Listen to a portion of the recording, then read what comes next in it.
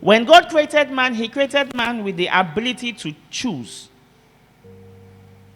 A man must make choices whether he likes it or not. We live a life of choices. It's not so for others. Animals.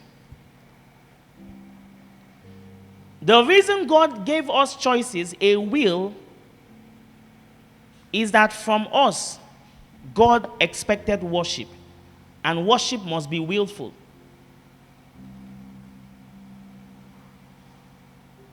If I ran an election today, and I had to pay everybody here 1,000 to vote for me, and they voted, me and them know that those votes don't count. That if I let them on their own, without affecting their will, there would have been a chance that they would not vote me. If God created us in a way that we could not choose,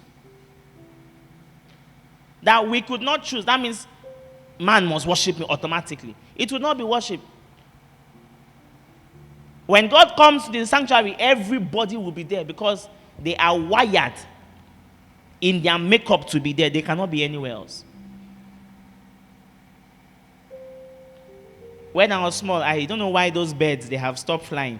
But when I was small, there were these birds that used to give us white thing on our hand.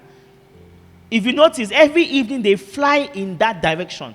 They are genetically wired to fly east at that time.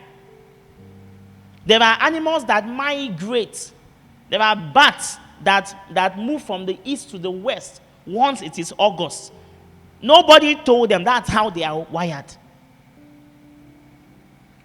If God came to the sanctuary and he saw thousands of men, but those men never had a choice if they could be here or not, it is not worship. It means they were forced to be there. They were coerced to be there. So when God puts that ability in man, that man can choose, what God was saying is this: let me see if man will choose me. That if a man comes to worship God, it means he has chosen to worship God. God expects that choice. The reason God planted the tree in the Garden of Eden was to give man a choice. Will you please yourself with your choices, or would you please me with your choices? If that tree wasn't there, Adam did not have a choice. Adam will always worship God. Forceful. He is like a robot. He's like a computer. What you put in is what you get. But God wanted it to be willful, because worship must be willful. You cannot force worship. As like when children are growing up, you can force them to church, beat them, shower them early, push them to church. Once they become big enough, you will see if they really want to be here or not. So you can see a child that was raised in a Christian home, in a Christian family, in a Christian church.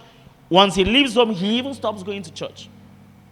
Some travel, leave Uyo, go to Unical in Calabar. They don't even go to church. Then you understand that they were not going to church by their will. If they had an option, they would not be there. So when God created me, created you, he put that ability, said, man, will you glorify yourself or glorify me? Adam, will you glorify yourself or glorify me? Will you please yourself or please me? And I pray that we would please God in our lives in the mighty name of Jesus.